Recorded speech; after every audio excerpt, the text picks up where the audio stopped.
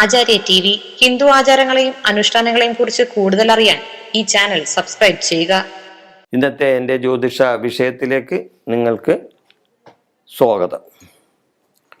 ഒരു പിടി അരി, ഒരു നാണയം നമ്മളെ അത് ഉന്നതിയിലേക്ക് എത്തിക്കും. ഒരു പിടി അരി, അതായത് ഒരു പിടി അരി, ഒരു നാണയം നമ്മളത് ഉന്നതിയിലേക്ക് എത്തിക്കും. എങ്ങനെ? ഞാനവരുടെ കാര്യങ്ങൾ പറയാം. വീട്ടിലെ സ്ത്രീകൾ അടുക്കളയിൽ ചെയ്യേണ്ട ഒരു കാര്യമാണിത്. ഇത് പുരുഷന്മാർ ചെയ്യേണ്ട കാര്യമല്ല കേട്ടോ, ഇത് സ്ത്രീകൾ ചെയ്യേണ്ട കാര്യമാണ്. അപ്പോൾ ഒരു കുടുംബത്തിൽ ഐശ്വര്യം ഉണ്ടാകാനും, കുടുംബത്തിൽ ഉന്നതി ഉണ്ടാകാനും, കുടുംബത്തിന് ശ്രേയസ് ഉണ്ടാകാനും എല്ലാം സ്ത്രീകൾ ചെയ്യേണ്ട ഒരു കാര്യമാണ് ഞാനിവിടെ സൂചിപ്പിക്കുന്നത്. ഒരു വീടിൻ്റെ കലവറ എന്ന് പറഞ്ഞാൽ എന്താണ്? അത് അടുക്കളയാണ്, ഇല്ലേ? നമ്മുടെ ഭക്ഷണ സാധനങ്ങളെല്ലാം സൂക്ഷിച്ചു വെക്കുന്ന, അല്ലെങ്കിൽ ഭക്ഷണ കാര്യം കൈകാര്യം ചെയ്യുന്ന, അതൊരു ഫുഡ് ഡിപ്പാർട്ട്മെൻ്റാണ്, ഇല്ലേ? നമ്മുടെ അടുക്കള. അവിടെ നിന്നാണ് നമുക്ക് സപ്ലൈ ചെയ്യുന്നത് സാധനങ്ങൾ, നമ്മുടെ ആഹാരാദി സാധനങ്ങൾ വരുന്നത് അടുക്കളയിൽ നിന്നാണ്, ഇല്ലേ? അപ്പം അടുക്കള ഒരു വീടിൻ്റെ കലവറയാണ്. അവിടെ വീട്ടമ്മ കുളിച്ച് ശുദ്ധിയായി വേണം കയറാൻ.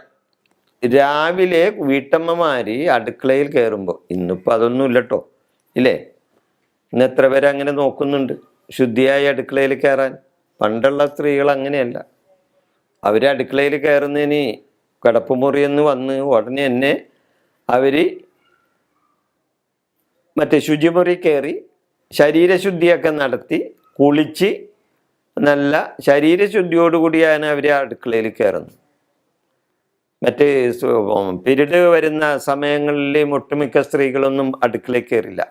അവർക്ക് അതിൻ്റേതായ ചില മുറികൾ ചില വീട് പണ്ട് തറവാടുകളിലൊക്കെ ഉണ്ടായി. ഇന്നപ്പോൾ അതൊന്നുമില്ല, ഇല്ലേ?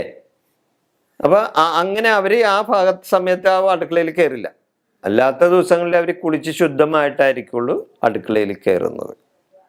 അപ്പോൾ അടുക്കളയിൽ വീട്ടമ്മ കയറിയാൽ അരി അടുപ്പത്തിടുമ്പോൾ ചെയ്യേണ്ട ഒരു കാര്യമാണ് ഞാനിവിടെ പറയുന്നത്. അരി അടുപ്പത്തിടുമ്പോൾ ചെയ്യേണ്ട ഒരു കാര്യം, അതിൽ നിന്നും ഒരു പിടി അരി മാറ്റി വെക്കണം. വേറെ ഒന്നുമല്ല, നിങ്ങൾ ദിവസവും ഭക്ഷണം പാകം ചെയ്യാൻ വേണ്ടി, ചോറ് വെക്കാൻ വേണ്ടി അരി അളന്ന് അടുപ്പത്തിടുമല്ലോ. അല്ലെങ്കിൽ അളന്നല്ലെങ്കിൽ നിങ്ങൾക്കൊരു ഉദ്ദേശം ഉണ്ടാവുമല്ലോ, ഇത്ര അരി ഇടണമെന്ന് കുടുംബാംഗങ്ങൾക്ക് വേണ്ടി. അപ്പോൾ അതിൽ നിന്ന് ഒരു പിടി അരി നിങ്ങളൊന്ന് മാറ്റി വെക്കും. ഒരു പിടി അരി ഒന്ന് മാറ്റി വെക്കൂ. അതോടൊപ്പം ഒരു നാണയവും എടുത്ത് മാറ്റി വെക്കണം. ഒരു നാണയം, 1 രൂപയാണെങ്കിൽ 1 രൂപ, ഒരു തൊട്ട് നാണയം എടുത്ത് മാറ്റി വെക്കാം. ഇത് രണ്ടും എന്തിനു വേണ്ടി ചെയ്യണേന്? അത് അവരുടെ കുടുംബദേവതയ്ക്ക് വേണ്ടി മാറ്റി വെക്കുന്നതാണ്. എല്ലാ വീട്ടുകാർക്കും ഉണ്ടാവും ഒരു കുടുംബദേവത.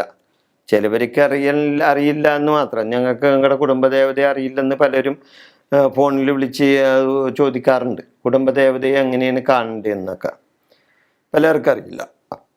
ഏത് വീട്ടുകാരനാണെങ്കിലും ശരി. അപ്പം ചിലവർ പറയും ഞങ്ങൾക്ക് കുടുംബദേവതയൊന്നുമില്ലെന്ന്. അതൊക്കെ വെറുതെ അബദ്ധമാണ് ആ പറയുന്നത്. അവർക്കത് അറിവില്ലായ്മയാണ് അത് പറയുന്നത്. അവരായിട്ട് അവർക്ക് അറിയില്ലായിരിക്കാം. അതായത് ഒരു കുടുംബത്തിൻ്റെ 7 തലമുറകൾ ആരാധിച്ചു വരുന്ന ഒരു ദേവനോ ദേവിയോ എവിടെയെങ്കിലും ഇരിപ്പുണ്ടാവും. പിൻതലമുറക്കാരായ അവർക്ക് മുൻ തലമുറക്കാരെ അത് പറഞ്ഞു കൊടുത്തിട്ടില്ല. അവരുടെ കുടുംബ പരദേവത ഇന്ന സ്ഥലത്തിരിപ്പുണ്ടെന്നോ അല്ലെങ്കിൽ അതാണ് അവരുടെ കുടുംബക്ഷേത്രമെന്നോ പറഞ്ഞു കൊടുത്തിട്ടില്ല. അങ്ങനെയുള്ള ആൾക്കാർക്ക് കുടുംബദേവതയെ അറിയാൻ പറ്റൂല. എന്നാൽ മുൻതലമുറയിലുള്ള ആൾക്കാരോട് പറഞ്ഞു കൊടുത്തിട്ടുണ്ടെങ്കിൽ തീർച്ചയായിട്ടും അവർക്ക് അവരുടെ കുടുംബ പരദേവതയെ അവർക്ക് അറിയാൻ പറ്റും.